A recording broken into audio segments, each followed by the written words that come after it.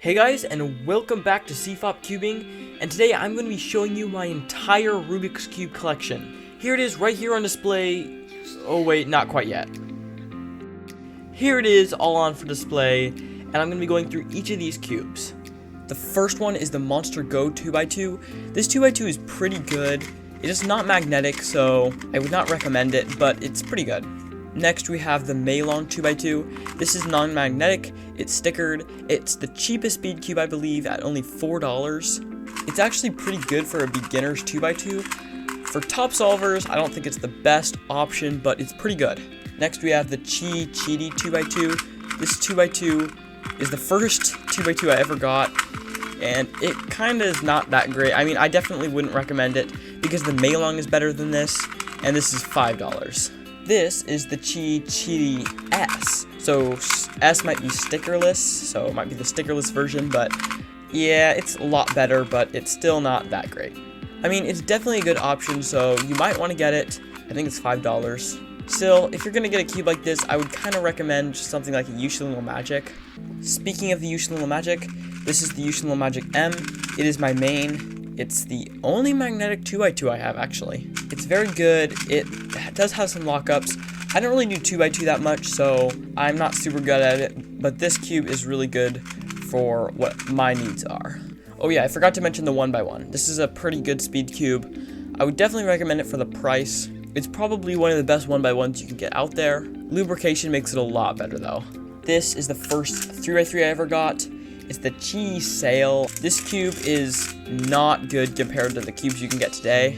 This is the Chi Warrior. I believe it's like $4, but it's pretty good. It's not something I would recommend for an advanced speed cuber, but for a beginner, it's a good choice, although I would probably recommend something like the Little Magic. These are the Little Magics that I have. They're both non-magnetic. One of them is stickered and one of them is stickerless. The stickers are really bad, so they kind of peeled off over time. And now I've got just a black cube, and I can interchange the pieces from the stickerless cube to the black cube. So I can have something like this where I have like a cross and one F12 pair. You may have seen my videos that I use this with different configurations, and you will see more of it. This is the worst 3x3 that I have. It's a Dollar Tree cube. I mean, just spend $4 and get something that's like actually reasonable. This is like, it's got like playing cards for stickers, and so I was attempting to put stickers on myself, like pieces of paper. I gave up after 2 sides because I mean, once I finish this, I'm still not going to solve it. This is my RS3M 2020. This is an amazing cube that I would definitely recommend for any solver at all. It's literally $9 and it is absolutely amazing. It has magnets and it's got a really nice tensioning system which you can change. It's got great corner cutting, great performance, and I mean, I can't get my normal times on this, but it's still really good. This is my other RS3M 2020. How I got 2, I don't really remember.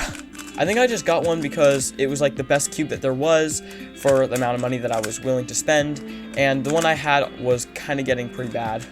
This is the X-Men Tornado V2M. This is one that you see a lot in my videos because this was the cube that was chosen to be in my videos from my Discord poll. I still use other cubes occasionally, but this is the one that you guys wanted, so I use it for most of my videos. It's really good. It's probably not worth the price. It's like $25, and it's very quiet. It's good, but there are better cubes for this price.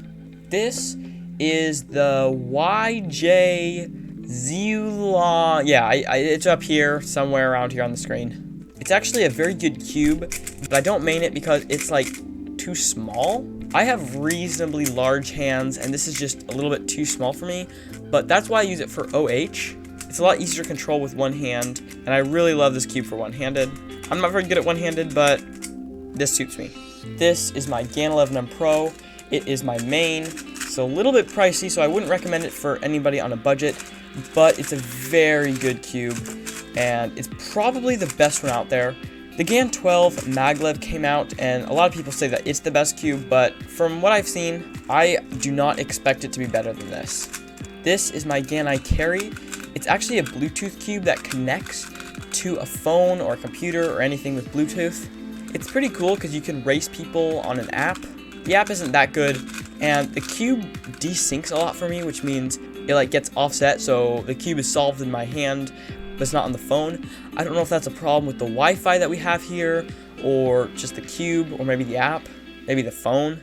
I don't know. There's something that's wrong because it actually happens quite often. And to finish off the 3x3s, this is my, you know what, I forgot the name. Anyways, this is a very good cube, and I don't know why it's gigantic, but it's pretty good. It doesn't have magnets, and if you take off the center cap, the screws are actually the same size as on a normal 3x3. So it looks very strange when you take off the center cap, but it's not something that you can use as like a main 3x3, but it's a fun little puzzle to add to your collection if you've got an extra $7. I actually got this one for free in one of those pay over this amount of money and get a free cube sort of thing. Moving on to 4x4, I have 3 4x4s. This is the Chi S or something.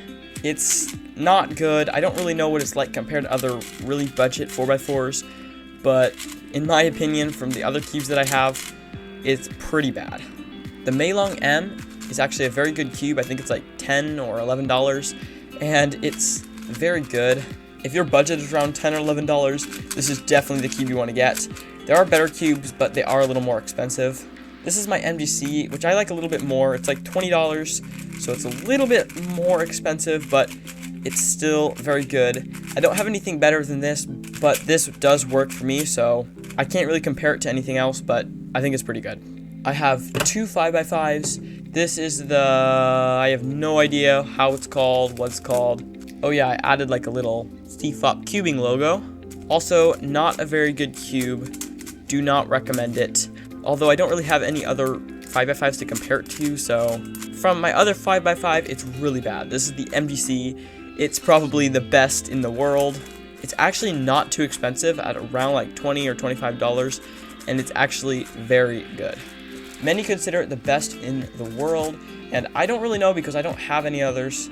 Wow, MGC, you're really showing off how good of a 5x5 you are. Yeah, I mean, it's a big cube. All big cubes have problems, but out of all the 5x5s, I'm pretty sure this one is the best. For 6x6, the only one I have is the MGC, and this cube is also the best one in the world. The only one that could compete with it is the X-Men Shadow, which is like twice as much money.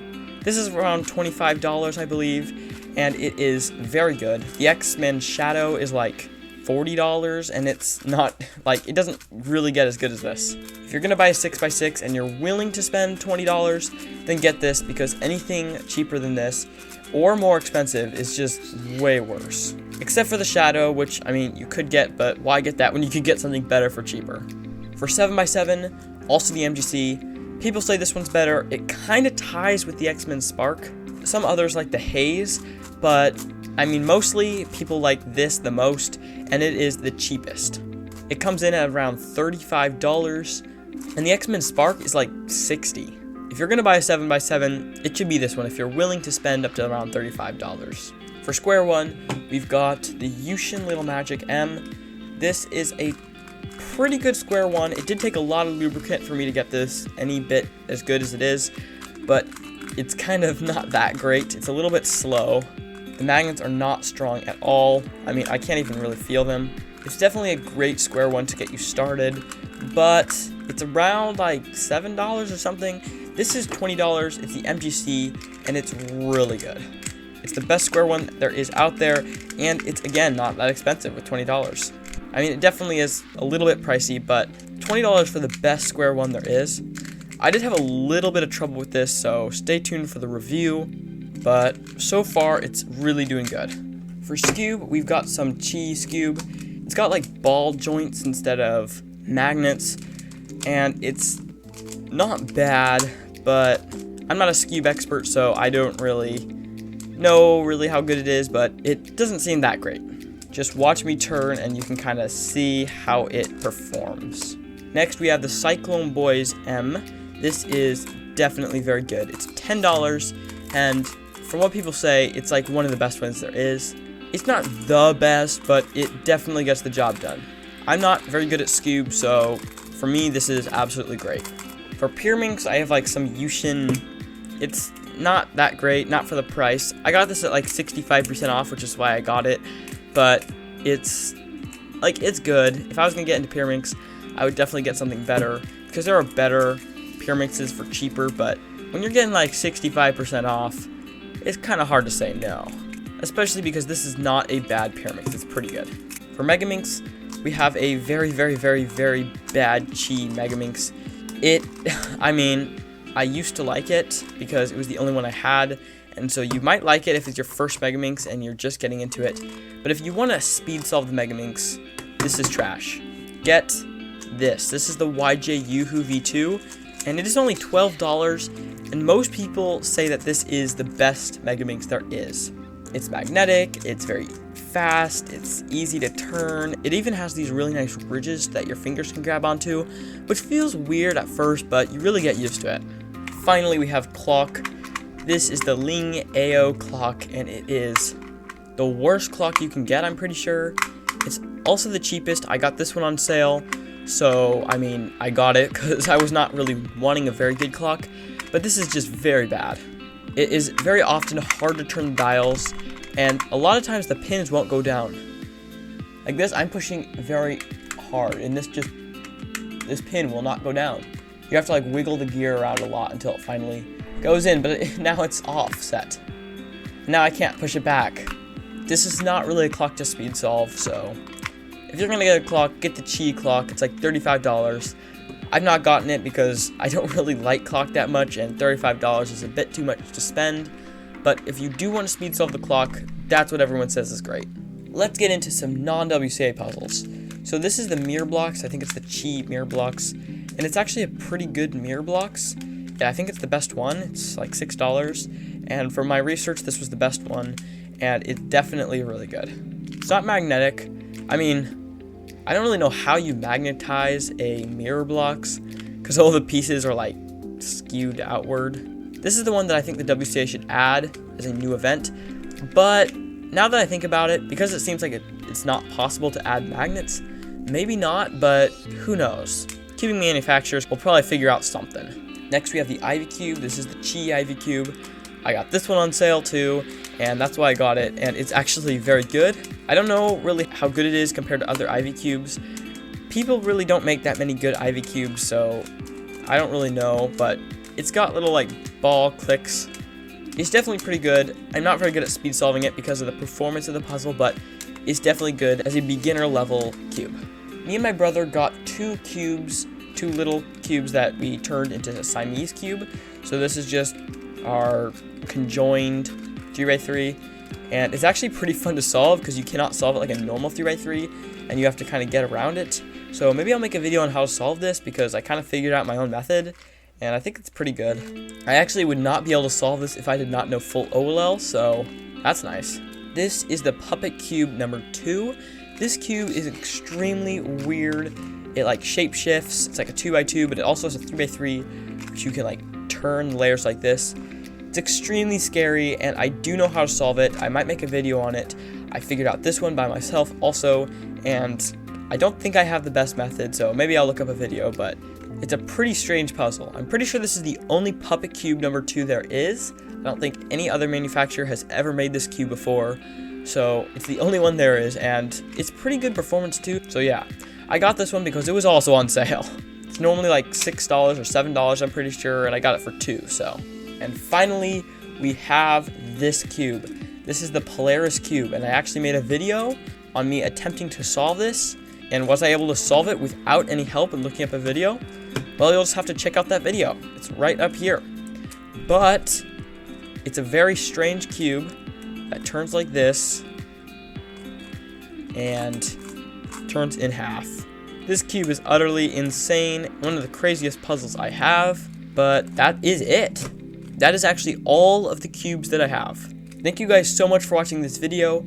I really hope you liked it. Now you know all of the cubes that I have as of February 2022. So if you want to give me challenges to solve like a certain cube, then these are the ones that I have. So this is what I can use. Now that is all for this video. Thank you guys so much for watching, and I'll see you next time.